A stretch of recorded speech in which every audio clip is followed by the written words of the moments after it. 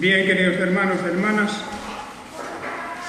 vamos a dar el último repaso a esta parte del capítulo 12 de la Carta a los Romanos, es decir, desde el versículo 9 hasta el final, que ya hemos tratado en dos ocasiones anteriormente y que solo nos falta, yo diría, puntualizar algunas cosas. Porque estamos hablando aquí del fruto de la obra del Espíritu Santo en nosotros. Estamos hablando aquí, como el apóstol nos está enseñando, los puntos capitales del carácter, de la conducta y, en definitiva, de las obras que debemos realizar. El otro día hablábamos en concreto del amor y, como diciendo, el apóstol nos expone que éste ha de ser sincero, sin hipocresías, teniendo en cuenta que en las mismas Escrituras tenemos ejemplos de algunas personas que ciertamente no amaban sinceramente. Por supuesto que el caso más claro de todos es el de Judas Iscariote, y hay algunos otros casos donde vemos que hay una cierta debilidad también, no ya entre los discípulos, pero sí entre los primeros cristianos en determinadas iglesias a las que el apóstol dirige algunas cartas. El ejemplo más claro es evidentemente la iglesia de Corinto, en donde vemos que había falta de sinceridad, falta de amor, y que las luchas internas entre ellos pues estaban arruinando completamente el testimonio de aquella iglesia. No todo era malo, por supuesto que no. En las iglesias, como también las personas, no todo es absolutamente malo en su conducta, pero hemos de reconocer que cuando un cristiano no practica aquello que profesa, lo que dice que cree, pues ahí tenemos una piedra de tropiezo. Y por eso el apóstol le dedica a todo este pasaje que tiene una importancia muy grande desde el punto de vista de nuestra conducta. Hay varias cuestiones que habla en estos versículos. Por ejemplo, habla de la diligencia, el versículo 11, la diligencia, y por lo contrario que es la pereza.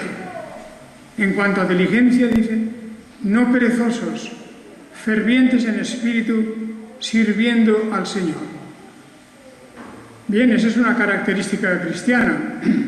En las cuestiones que se refieren a la vida de la Iglesia, a las relaciones entre los hermanos, etc., podría apoderarse de nosotros una cierta pereza, una cierta indiferencia.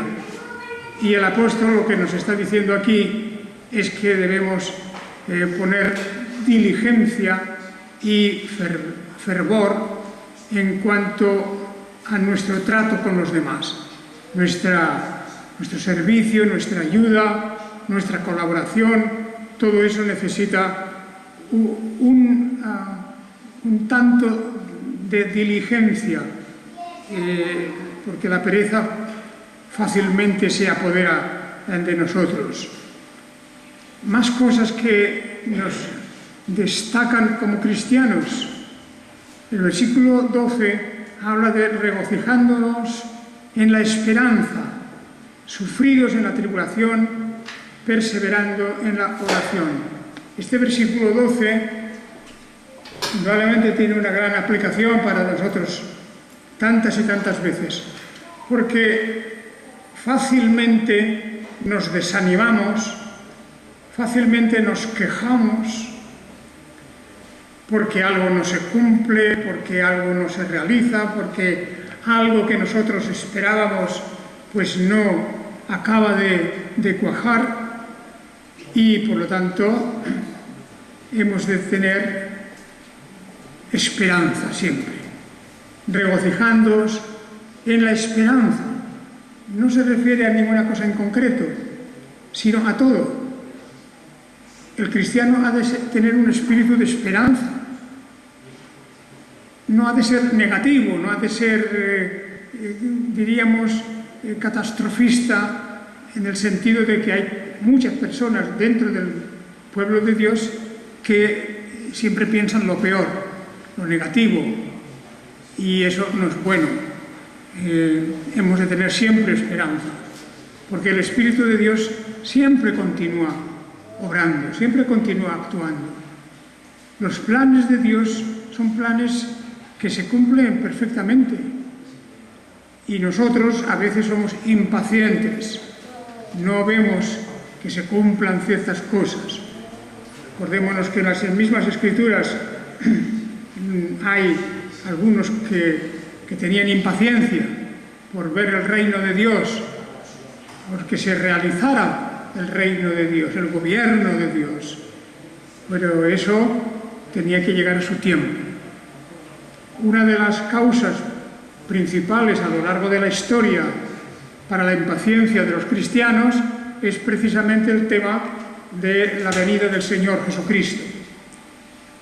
Hemos de tener siempre esperanza de eso, porque junto con ello viene la ejecución de la justicia.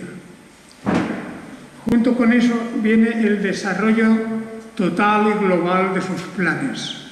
Nosotros no vemos el cuadro completo, no vemos la imagen total de los propósitos de Dios, pero hemos de tener esperanza de que un día todas sus promesas y todo aquello que se deriva de sus mandamientos y del hecho que Dios es justo, pues eso se ha de cumplir, ya sea por su disciplina que ha de caer sobre el impío, o ya sea por su gracia y misericordia que ha de recaer sobre el creyente.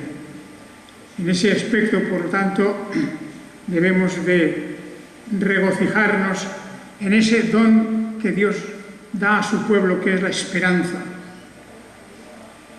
Y sufridos en la tribulación, dice ese versículo 12. Es propio del que no tiene esperanza quejarse. Quejarnos, ya sea directamente porque vemos que no se cumplen aparentemente ciertas promesas que Dios ha hecho, o simplemente porque en las relaciones entre nosotros, el pueblo de Dios, las cosas no son como nos gustaría. Y entonces, pues necesitamos esa esperanza, y también necesitamos superar los momentos de tribulación. Los momentos de tribulación. Cuando hay tribulaciones, es decir, sufrimientos, cuando hay dolor, cuando hay el incumplimiento de nuestras esperanzas, entonces debemos perseverar en la oración. La oración entra aquí como, no solo como un remedio, sino como la salida a cualquier impedimento, a cualquier obstáculo. Se reunían a orar. En las iglesias primitivas, aún hoy día también, se reúnen a orar, y si no lo hacen en grupo, lo pueden hacer individualmente, porque no habla aquí de una forma o de otra, sino simplemente que debemos de perseverar en la oración, dice el versículo 12 al final, perseverar en la oración. Pero mirad aquí en este cuadro, esta imagen que nos da de las características de la conducta cristiana, no solo estamos hablando de cosas espirituales, como la oración, como la esperanza. Estamos hablando de cosas muy concretas también, como el versículo 13 nos dice. contribuyendo para las necesidades de los santos. Naturalmente aquí se refiere a la práctica cristiana, sobre todo en estos primeros tiempos, en donde unos se ayudaban a otros, o la Iglesia en conjunto ayudaba a hermanos necesitados. Me refiero a aquellas ofrendas y donaciones que se hacían para ayudar a los hermanos pobres en Jerusalén en tiempos de gran necesidad. Y de ahí hemos de concluir que la práctica de contribuir a las necesidades de los creyentes es uno de los aspectos más característicos de la fe cristiana.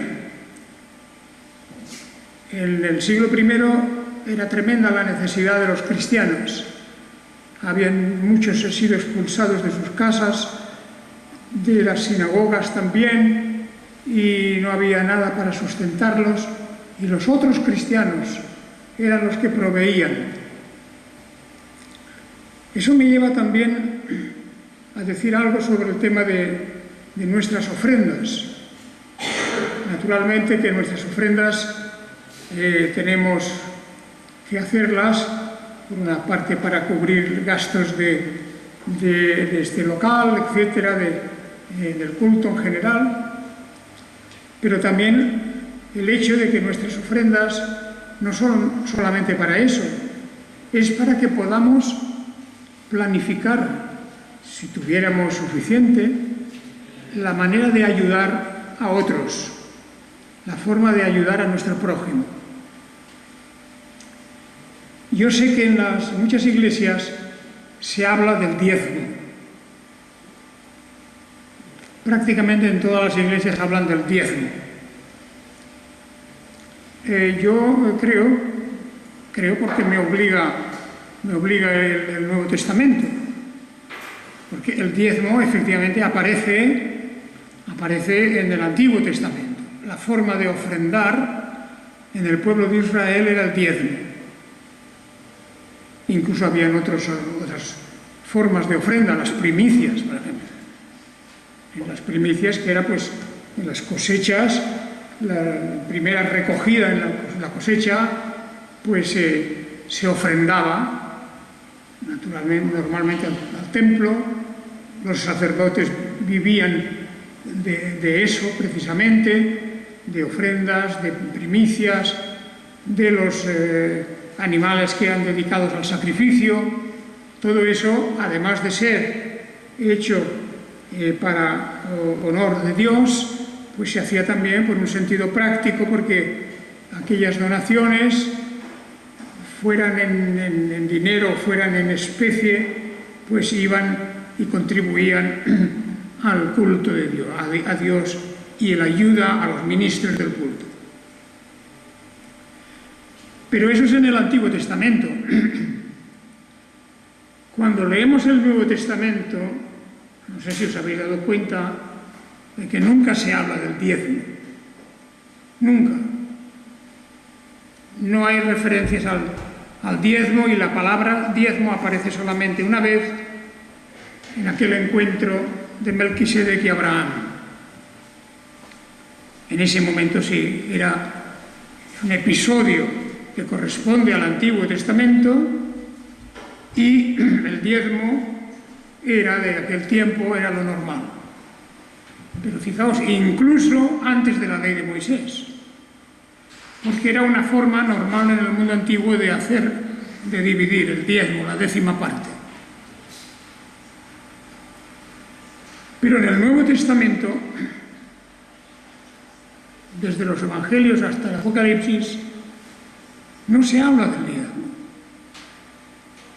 Cosa extraña, ¿verdad? Podría parecer, particularmente porque en las iglesias de hoy, y lo sé porque hasta se oye por las radios y en programas evangélicos de televisión y en las iglesias de cada día, que se se presiona, yo diría que no diría que se obliga, pero se presiona, o tal vez en algunas es obligatorio total, para que den el diezmo. Y el diezmo significa el 10% de los ingresos que uno tiene. Esto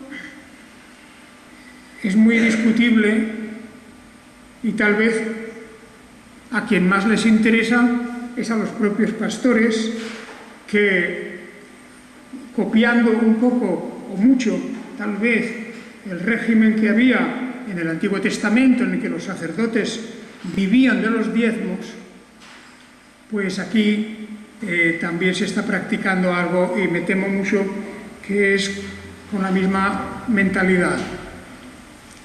Pero el Nuevo Testamento no dice nada con respecto a una cantidad en concreto. No dice que sea el diezmo. No dice nada. Es más, lo que dice es que según el Señor nos haya prosperado, así debemos de dar nosotros. Y la responsabilidad está en nosotros. Nosotros debemos saber, con un espíritu generoso, que según lo que el Señor nos ha prosperado, según lo que el Señor nos ha dado, así también nosotros demos. Y si es muy poco, pues muy poco será. Y si es mucho, pues entonces yo diría que el diezmo se queda corto. Pues una persona cristiana que tiene una gran fortuna, porque Dios lo ha bendecido, porque sus asuntos van bien y siempre que ese dinero sea honrado, etcétera, pues no está limitado por el diezmo. El diezmo no le dice nada a una persona que tiene grandes cantidades, grandes sumas de dinero, que está en una situación muy cómoda. Lo normal es que, de acuerdo con las necesidades que esta persona conoce, de acuerdo con lo que el Señor le guía para ofrendar, para dar a otros, pues debe hacerlo sin tener en cuenta la regla del diezmo. El diezmo es una de las muchas cosas propias de la antigua dispensación, del Antiguo Testamento. El diezmo era algo normal en una época en que no había otros tipos de imposición, otros tipos de impuestos. Llegó un momento en que en Israel, cuando pidieron tener a un rey, ¿verdad? Pues ya Moisés avisó lo que iba a pasar con esa petición de un rey, ¿verdad? Y, en fin, nos acordamos de cómo Saúl fue elegido y cómo a partir de entonces ya se les avisa al pueblo de Israel que iban a tener que sufrir, los impuestos de esta clase gobernante. Y desde entonces ha sido así. Se ha multiplicado en todo el mundo. Y hoy día la Iglesia cristiana, cada miembro de la Iglesia cristiana, por ser ciudadano de un país, está obligado a dar unos impuestos que son muy altos. Lo habréis leído muchas veces, lo habréis oído, que prácticamente la mitad de lo que ganamos marcha en impuestos, lo cual significa muchísimo. Y por eso, pues, nuestra capacidad y la libertad con que los cristianos primeros tenían para ofrendar, pues era muy grande. Tenían una gran capacidad y tenían una gran libertad para dar. Hoy la capacidad se ha fundido en una cantidad mucho más pequeña de todas nuestras ganancias, de todo nuestro trabajo. El Estado pues detrae una cantidad muy grande. Y por eso luego tenemos que vivir nosotros y nuestras familias con lo que queda. Y por lo tanto, pues el diezmo en este caso es mucho. Representa mucho de una parte ya pequeña de nuestras ganancias. Pero si uno quiere dar el diezmo, muy bien, no es una completa libertad en eso. Pero si una persona piensa, con todos mis compromisos, de mi familia, de esto, de lo otro, con cuáles son mis ingresos, no puedo dar el diezmo. Bien, no hay ningún mandamiento que le obligue. En el Nuevo Testamento. Y no es por oponer el nuevo al antiguo, sino simplemente porque es que desaparece el rastro del diezmo, ¿verdad? Y siempre se habla de las donaciones como algo que se hace con libertad. Que uno tiene que responsabilizarse de la cantidad que puede dar. Naturalmente, cuanto más podamos dar, seguramente más cosas podremos hacer. Eso es evidente. Tened en cuenta, por ejemplo, que las iglesias en muchos países dan cantidades incluso muy superiores al diezmo, porque ellos envían misioneros. Hay iglesias que mantienen escuelas, hay iglesias que realizan pues toda clase de obras de caridad y por lo tanto el diezmo puede ser suficiente o insuficiente según el número de miembros de una iglesia, ¿verdad? Pero también eso es una cuestión importante, que cuando es una iglesia muy grande, pues es fácil repartir entre todos, digamos, la carga, siempre voluntariamente. Yo estoy completamente en contra de la obligatoriedad de una determinada cantidad o de un determinado porcentaje de las donaciones. La donación es libre. Y yo he hablado aquí muchas veces de casos que conozco de personas realmente ricas, cristianas, que no daban el diezmo, daban mucho más del diezmo, porque podían. Y lo hacían con gozo, con alegría, y lo destinaban o bien para que lo administrara la Iglesia, o bien para una obra concreta, ¿verdad? Como hemos visto muchas veces nosotros en determinadas obras, en determinados ministerios. Bien, todo eso es una cosa también para reflexionar, porque cuando dice el versículo 13, contribuyendo para las necesidades de los santos, practicando la hospitalidad, está hablando de varias cosas aquí, pero la idea es nuestra contribución a las necesidades. En este caso hablaba Pablo las necesidades de los creyentes, ya sea en Roma, en Corinto, en Jerusalén, en cualquier lugar. Esto era muy importante. Unos cristianos se ayudaban a otros. No se les conminaba, ni se les obligaba, ni tenían ninguna presión, sino simplemente que fueran generosos. Ahí esa es la idea. Nosotros, aquí en concreto, como ya sabéis todos, porque conocéis los presupuestos de esta iglesia, etcétera, pues vamos saliendo adelante para pagar las cosas más necesarias y poco más. No queda mucho, pero que duda cabe que podríamos hacer cosas en el terreno de la publicidad, de la propaganda, de otras actividades que necesitan, lamentablemente, necesitan unos gastos y unas contribuciones. Bien, también habla de practicar la hospitalidad en este versículo, practicando la hospitalidad.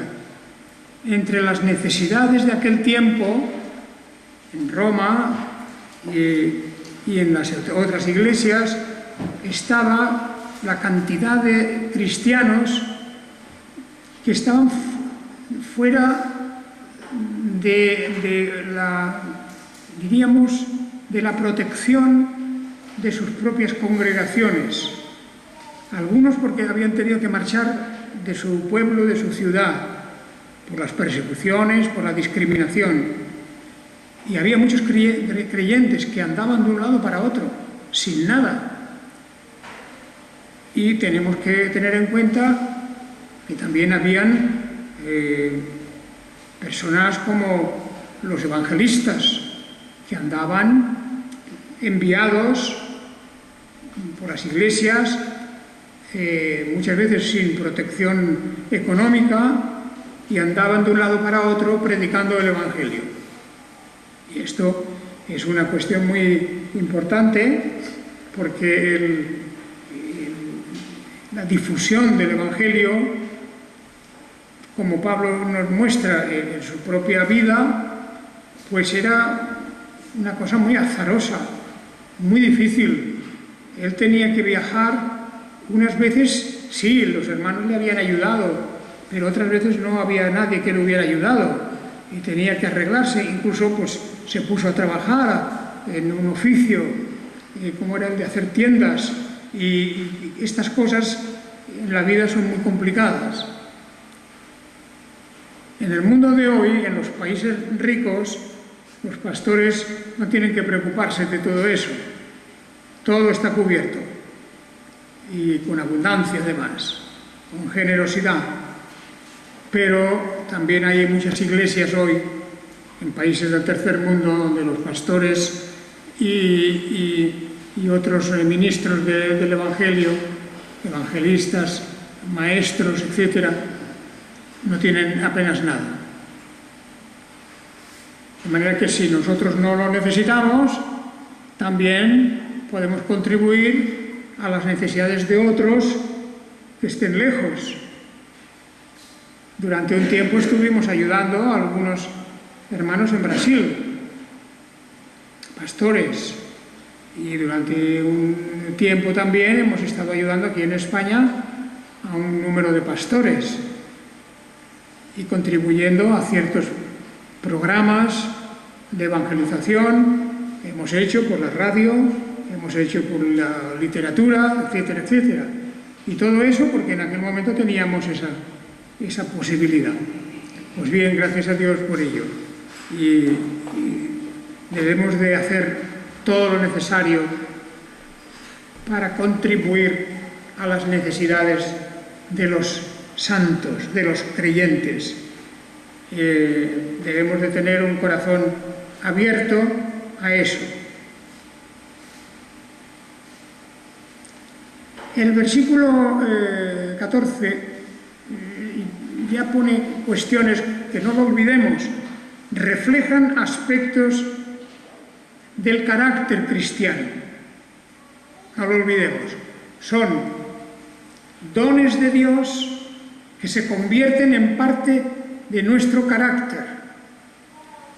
Y el versículo 14 dice: bendecid a los que os persiguen, bendecid y no maldigáis. Esto es un aspecto del carácter cristiano. Lo dice el apóstol a los cristianos en Roma en un momento en que ya las cosas están muy difíciles, en donde la persecución es una realidad. Ya había empezado primero en las tierras de Palestina, desde los mismos judíos que persiguieron a los primeros cristianos.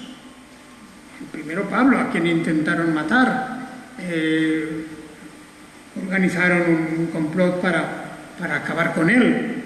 Pero no solo a él, es que habían ya apedreado a Jacobo, es que ya Esteban también, es que ya habían habido muertes, y la ira del judaísmo contra el cristianismo ya era una realidad. Y muy pronto se unió la ira y la persecución de los paganos, del paganismo.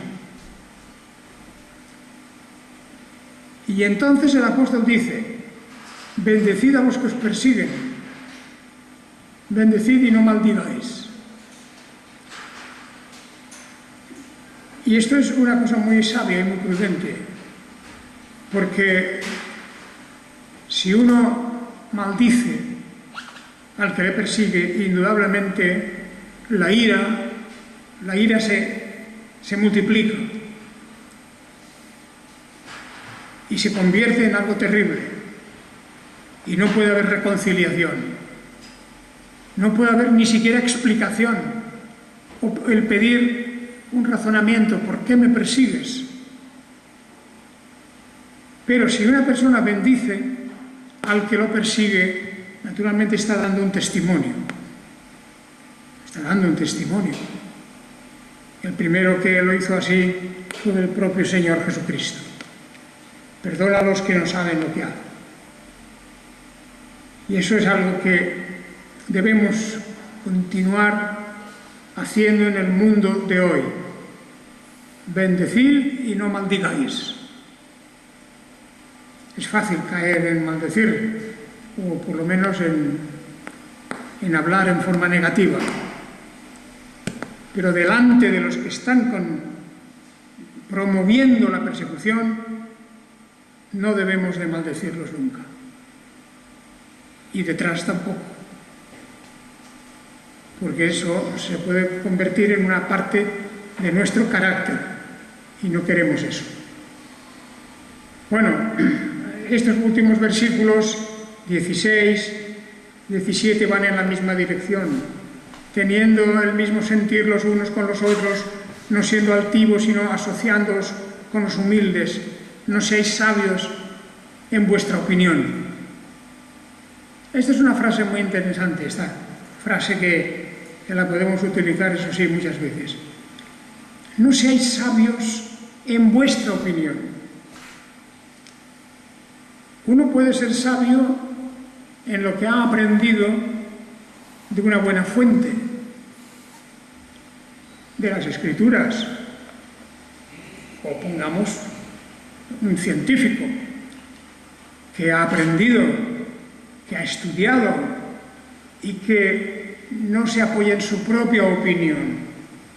Simplemente, el que es sabio en su opinión, en realidad está mostrando un carácter soberbio, orgulloso, porque las opiniones no es lo mismo que los conocimientos, no es lo mismo que la realidad. Y entonces hay gente que discute, y todos hemos escuchado a veces discusiones acaloradas entre personas que hablan de cosas verdaderamente banales, de cosas sin importancia, y se encierran y se encasquillan cada uno en su opinión, y bueno, al final aquello explota. Eso aquí se nos llama a asociarnos con los humildes. La altivez, la soberbia, lleva a las personas a mantener su opinión, sea la que sea. Pero aquí se nos pide que seamos humildes. No altivos, sino humildes. Últimos versículos: no paguemos a nadie mal por mal, procurad lo bueno delante de todos los hombres, y si es posible, en lo que depende de vosotros, procurad la paz con todos los hombres. Es una frase muy sabia. Busquemos la paz con todos, pero dice, en lo que depende de vosotros. No debemos de olvidar que muchas veces es imposible tener paz con una persona cuando ésta busca siempre la querella y la discusión, etc. Y eso pues son aspectos de la conducta cristiana que tenemos que tener muy en cuenta en el mundo en que vivimos hoy. Más aún el versículo 19, no toméis venganza vosotros mismos, amados, sino dad lugar a la ira, porque está escrito, mía es la venganza, yo pagaré, dice el Señor. Así, aquí hay una cosa muy fundamental, como es la venganza. Dios es un Dios de venganza, Dios sí, Dios lo puede ser, porque Dios castiga el mal. Pero nosotros podemos estar dominados por malos sentimientos y buscar la venganza, devolver el mal que se nos ha hecho. Por ejemplo, en ese caso, esa venganza no nos corresponde a nosotros, es del Señor. Mía es la venganza y yo pagaré, dice el Señor. De manera que un cristiano no puede ser aquel que dice, me has hecho esto, pues prepárate, ahora verás. Un cristiano no puede pensar en esos términos. Eso es un pensamiento pagano completamente, porque se pone uno como juez y como ejecutor de la justicia. Y aquí dice, mía es la venganza y yo pagaré, dice el Señor. Así que, más aún, un paso más en el carácter de la bondad es: así que si tu enemigo tiene hambre, dale de comer, si tiene sed, dale de beber, porque haciendo esto amontonarás ascuas sobre su cabeza. De manera que, es decir, no hemos de preocuparnos, el juicio se hará, Dios pagará.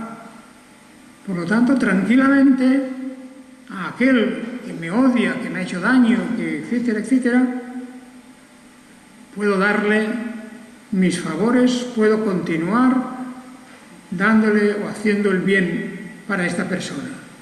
Si tiene hambre, dale de comer. Si tiene sed, dale de beber. Porque eso va en contra de él.